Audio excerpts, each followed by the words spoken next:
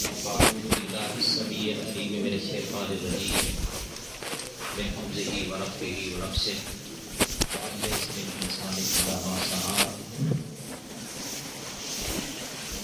ماشاء اللہ الحمدللہ اس سر کے موضوع پر ایک ابتدائی مقابلہ تھا اور ابتدائی کلاسوں میں تھا. نے بڑی بھرپور محنت کی ہے. بالخصوص جو ہمارے پاس شیخ پورا سے طلباء آئے ہیں انہوں نے تو بہت زیادہ محنت کی ہے. اور جو رہنے والے ہیں یقیناً وہ بھی پہلی کلاس تھی، ابتدائی کلاس تھی. ان کی استعداد کے اعتبار سے یقیناً انہوں نے بھی بڑی بھرپور محنت کی ہے. تو بہرحال دونوں کو میں مبارکباد پیش کروں. یہ سلسلہ جاری اور ساری رہے گا. صرف ہو یا نہ ہو، سب سے پہلی بات تو یہ ہے کہ اس میں اپنے اندر ذوق اور شوق پیدا کریں. اور جو ابتدائی کلاسوں کے طلباء ہیں وہ اس میں چھٹی نہ کریں.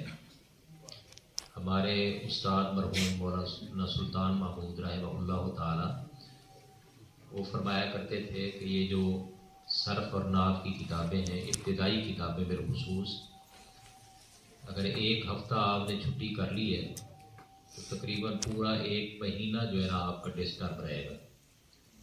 آگے والے جو سبق ہے نا، اس کا ہر پہلا سبق بعد میں آنے والے سبقوں کے لیے وہ ایک مقدمہ کی حیثیت رکھتا ہے. تو بعد والے اسباق آپ کو سمجھ نہیں آئیں گے. تو اس میں جو چھٹی ہے وہ جو ہے نا بالکل نہیں کرنی چاہیے. لیکن اگر کوئی مجبوراً ہو گئی ہے چھٹی تو پھر آ کر آپ اس کو جو ہے نا اپنے وہ سبق جو ہے نا اس کو آ کر آپ کور کریں. دوسری بات یہ ہے کہ اپنے اندر ذوق اور شوق پیدا کریں. مختلف لوگوں کے مختلف ذوق ہوتے ہیں. جو دنیا کے دار لوگ ہیں ان کے بھی مختلف ذوق ہوتے ہیں. کسی کا گاڑیوں کا ذوق ہے، کسی کا جو ہے نا وہ رہن سہن کا ذوق ہے، مکان اچھے بناتے ہیں، وہ کپڑے اچھے پہنتے ہیں. ویسے تو سب ہی اچھے پہنتے ہیں لیکن بعض لوگوں کا ایک ذوق ہوتا ہے. تو اپنے اندر ایک ذوق شوق پیدا کریں، جذبہ پیدا کریں. تو میں ایک چھوٹا سا واقعہ آپ کو سناتا ہوں. پہلے بھی طلباء کو سنایا ہوگا یقیناً. جس دور میں ہم پڑھتے تھے جلال پور پیر والا میں، تو غالباً تیسری کلاس تھی. تو شیخ عمر فاروق سعیدی صاحب حافظہ اللہ تعالی، ان کے چھوٹے بھائی ہوا کرتے تھے شیخ سعید مجتبیٰ سعیدی رحمہ اللہ تعالی. وہ آتے تھے تقریباً، یعنی جس دوران ہم پڑھتے رہے تقریباً ہر سال وہ آیا کرتے تھے امتحان لینے کے لیے، طلباء کا امتحان لینے کے لیے. استادوں کا ایک کمرہ تھا، اس میں ان کی رہائش ہوتی تھی استاد عبدالرشید صاحب کے ساتھ. تو ایک دن مغرب کی نماز پڑھ کر ہم آئے. پرانی عیدگاہ اس کو کہتے تھے. وہاں پر کھانا کھانے کے لیے مغرب کی نماز کے بعد کھانا ہوتا تھا. 2 روٹیاں ملتی تھیں اور روزانہ دال ہوتی تھی. لیکن وہ دال استادوں کے گھر سے پک کے آتی تھی، استاد ریاض صاحب کے گھر سے. تو اچھے سے اچھا گوشت بھی بنا ہوا ہو تو ہمیں تو بہرحال اس میں ایک بڑی لذت تھی جو استادوں کے گھر سے دال بن کے آتی تھی.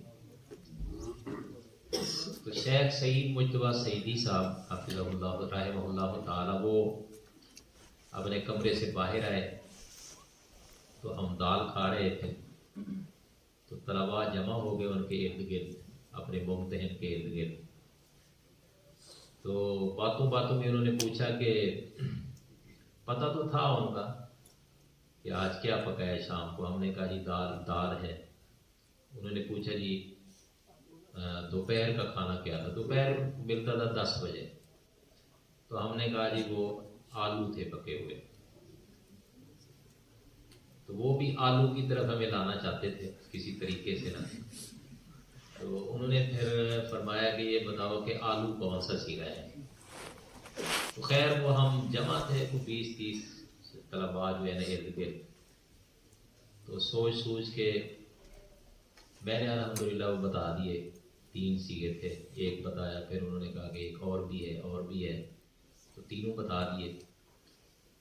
انہوں نے پھر واقعہ سنایا۔ دیکھیں بڑے بڑے اساتذہ، یعنی آخری عمر میں بھی، ورنہ جو بڑے اساتذہ کرام ہیں وہ آخری عمر میں جا کر یہ جو ابتدائی کتابیں ہیں، صرف کی، نحو کی، کتاب النحو، کتاب الصرف، ہدایت النحو، علم الصیغہ وغیرہ، یہ نہیں پڑھاتے، لیکن جو ہمارے استاد مرحوم تھے آخر تک پڑھاتے رہے کتاب الصرف، باقاعدہ کلاس میں نہیں، لیکن کچھ طلباء جن کے اندر ذوق ہوتا، شوق ہوتا، اور یا وہ درمیان سال میں آیا کرتے تھے، تو عصر کی نماز کے بعد انہیں وہ پڑھا دیا کرتے تھے کتاب الصرف۔ کئی طلباء کو انہوں نے پڑھائی تھی اس طرح۔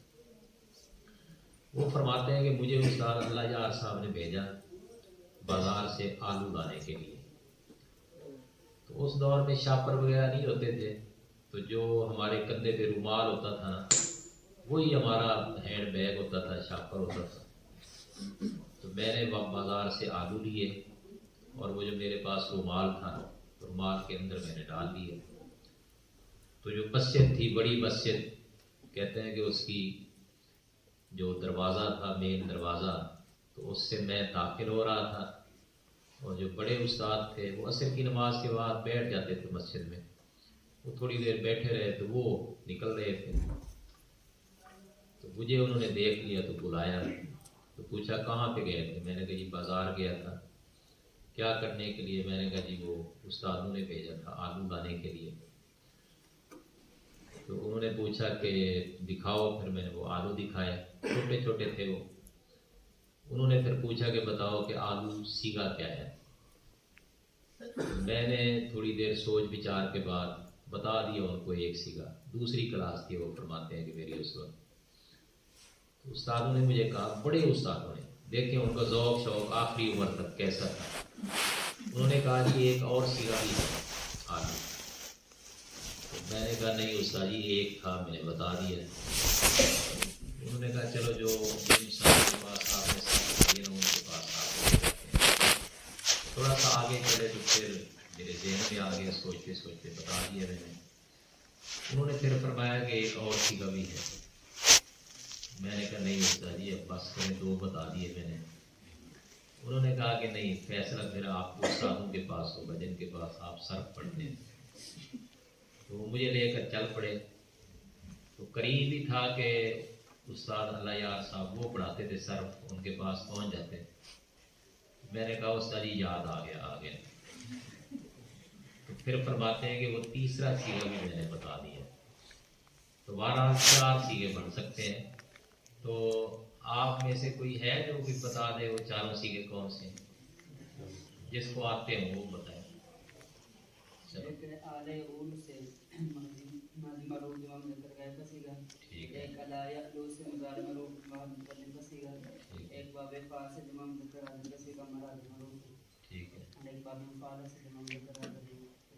ٹھیک ہے،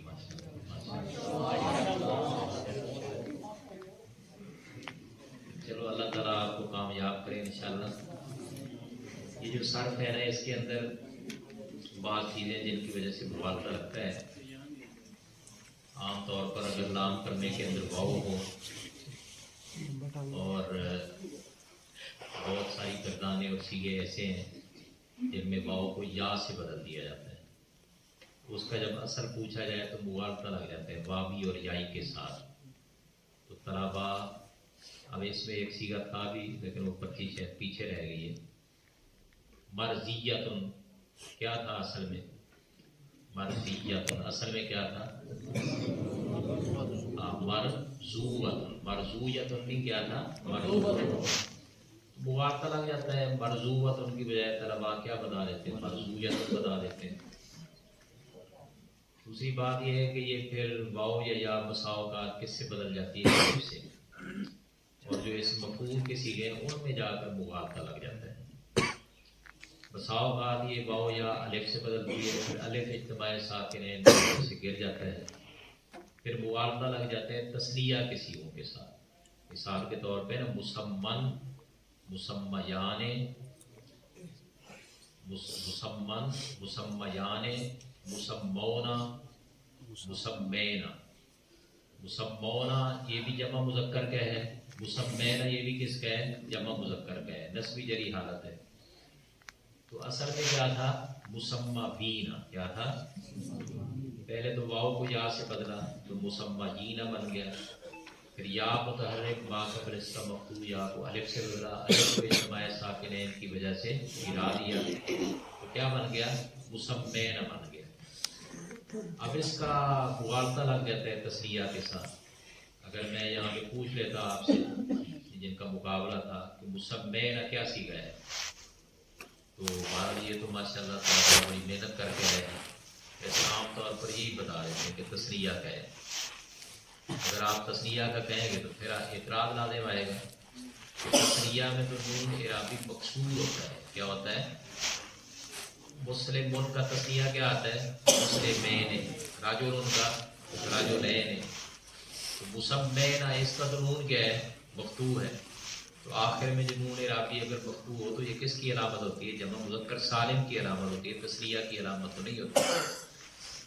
تو یہ تسنیہ سے مغالطہ لگ جائے گا، تو تسنیہ کا نہیں ہے، یہ کس کا ہے؟ جمع کا ہے۔ المصطفین کا لفظ قرآن مجید کے اندر بھی آیا ہے، تو وہ بھی کون سا صیغہ ہے؟ جمع کا ہے، تسنیہ کا نہیں ہے۔ تو یہ بڑی باریک بینیاں سی ہوتی ہیں۔ اسی طرح عام طور پر گردانوں کے اندر یہ گنا، ینا، ونا، جنا، گنا پڑھیں، گنا پڑھیں، واؤ پڑھیں نہ پڑھیں، اس میں بڑا مغالطہ لگ جاتا ہے۔ تو ویسے تو بہرحال اس کے لیے جب آپ کو قواعد پہ عبور ہوگا، تعلیلات پہ عبور ہوگا، پھر آپ کو مغالطہ نہیں لگے گا۔ لیکن ایک سمپل ہے اس کا جو ہے نا وہ ایک فائدہ ہے کہ ناقص کے جتنے بھی ابواب ہیں، جتنے بھی ابواب ناقص ہیں، بے شک وہ مثال بھی ہوں، معمول بھی ہوں، مضاف بھی ہوں، لیکن اگر ناقص ہیں، لام کلمے کے اندر کیا ہے؟ حرف علت ہے۔ ناقص کے جتنے ابواب بھی اگر عین کلمے پہ زبر ہوگی، عین کلمے پہ کیا ہوگی؟ ایک قاعدہ تو یہ کہ عین کلمے پہ زبر ہے تو آخر تک زبر ہی پڑھنی ہے آپ۔ ابواب ناقص میں اگر عین کلمے پر کسی بھی گردان کے پہلے صیغے میں اگر عین کلمے پہ زبر ہے تو آخر تک کیا پڑھیں گے؟ زبر ہی پڑھیں گے۔ مثال کے طور پہ دعا عین پہ زبر ہے تو دعا، دعوا، دعو، عین پہ زبر ہی پڑھیں گے، دعو نہیں پڑھیں گے۔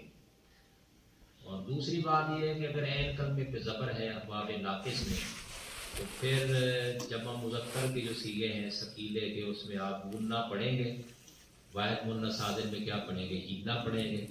اگر زبر نہیں ہے تو پھر غنہ جینا نہیں پڑھیں گے، پھر وہ جمع کی واؤ گر جائے گی، واحد منہ صادر کی یا بھی کیا ہو جائے گی؟ گر جائے گی، پھر واؤ اور یا کا جو ما قبل ہے اس کے اوپر پیش پڑھیں گے۔